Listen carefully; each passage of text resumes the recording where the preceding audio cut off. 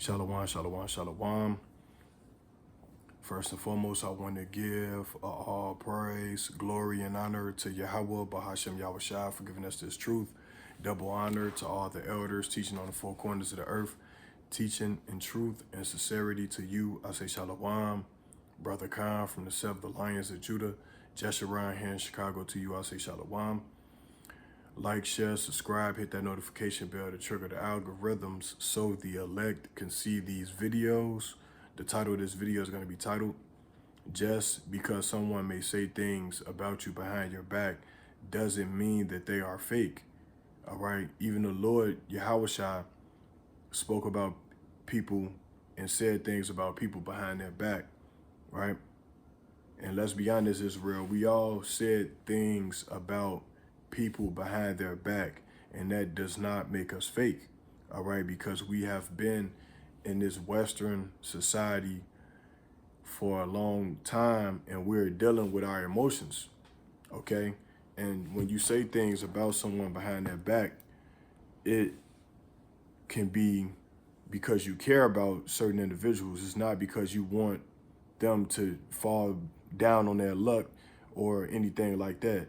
It's coming in the sincerity of love, right? Matthew chapter 5, verse 20, for I say unto you that except your righteousness shall exceed the righteousness of the scribes and Pharisees, ye shall in no case enter into the kingdom of heaven. So right there, Yahawashi is speaking behind the scribes and the Pharisees' back to his followers, letting them know if you're not as right, if your righteousness is not more righteous than the Pharisees, then you're not going to enter into the kingdom. All right. So we have to not deal with emotion and deal with the spirit. Okay. And like I said, sometimes when people talk, it's out of love. They may say things behind your back. It's out of love. Okay. Now, the Bible does say that if you have a fault with your brother, you got to go to him and him alone. And if he hearken unto you, you have gained a brother. Or if he didn't hearken, you know what I'm saying, then you pretty much got to fall back.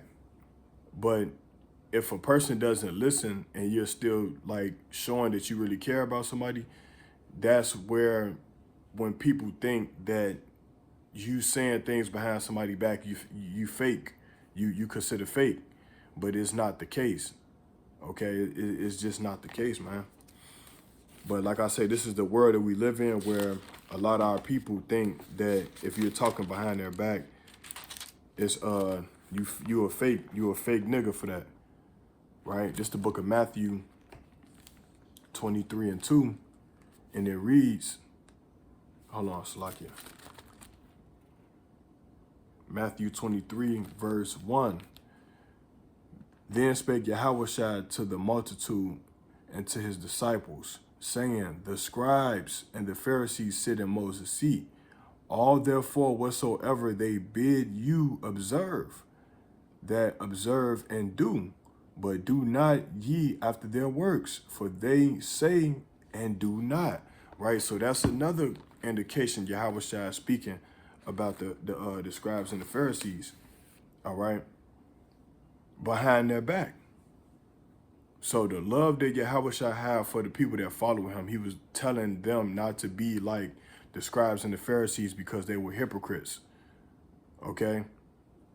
So once again, we have to get our mind out of this way of thinking that if somebody's talking about you behind your back, they not real because they didn't say it to your face. Well, maybe you didn't take the rebuke. Well, maybe you didn't take the correction.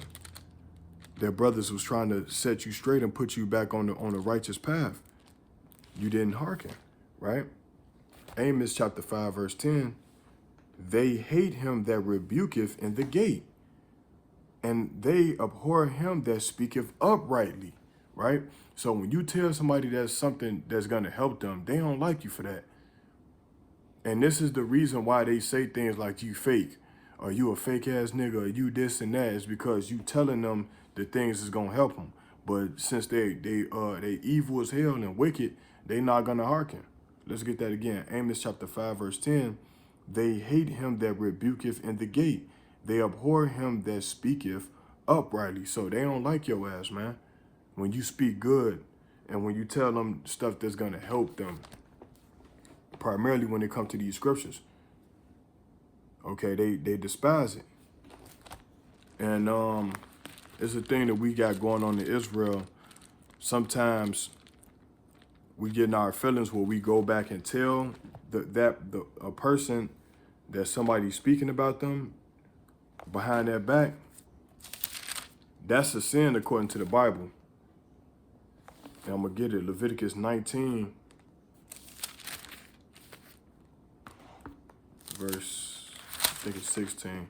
Leviticus 19, verse 16, and it reads, Thou shalt not go up and down as a talebearer among thy people, neither shalt thou stand against the blood of thy neighbor. I am the Lord, Yahawashi. So it starts out by saying that thou shalt not go up and down as a talebearer. You're not supposed to just tell every little thing that somebody's saying, because if it feels that serious, then that person would approach them and try to get the understanding. Okay? That's just like if a brother fall out the truth and you don't see this brother, but you give an example on not to be like him. Okay, if it was so much of a problem, that brother should have came back and you know, tried to counsel with the brothers on why they was talking about him. And it would have been because we haven't heard from you and it perceives that you fell out the truth. Okay, so let's get that again. Leviticus 19, verse 16. Thou shalt not go up and down as a talebearer among thy people, neither shalt thou stand against the blood of thy neighbor. I am the Lord, Yahawashi. So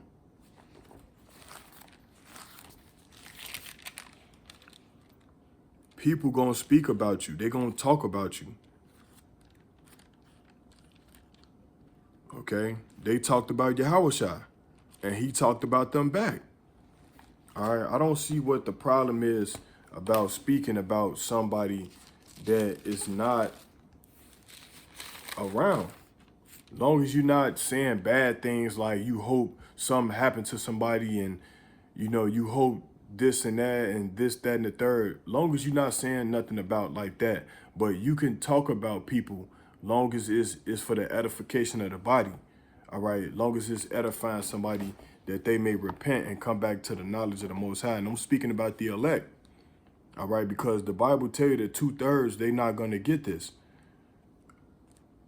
Titus chapter 1, verse 16, they profess that they know Yahweh, but in works they deny him, being abominable and disobedient. Right? So Titus, Paul wrote this to Titus, man, and he's talking about people behind their back. Right? Let's get that again. Titus chapter 1, verse 16. They profess that they know Yahweh, but in works they deny him, being abominable and disobedient, and unto every good work reprobate. Who is he talking to? He's talking to the 2/3.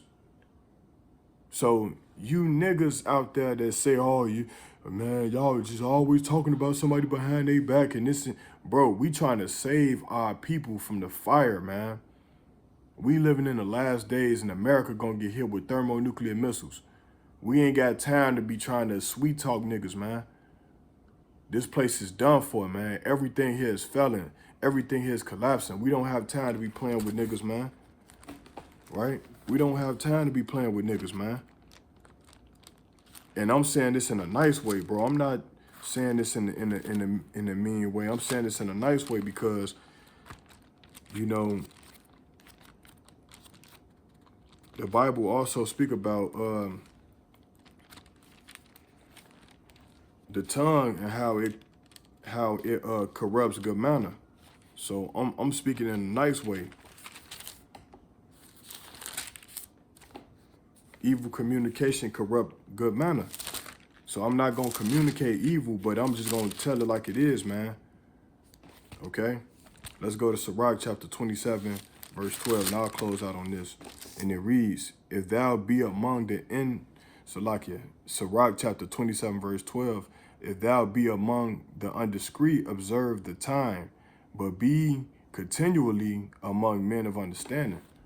Right? So if you among men of understanding, you're going to know what the scriptures say about how to conduct yourself here in Babylon. So with that, I hope this video was edifying to the spirit, to the elect out there, whoever watching this video. I bid you a shalom.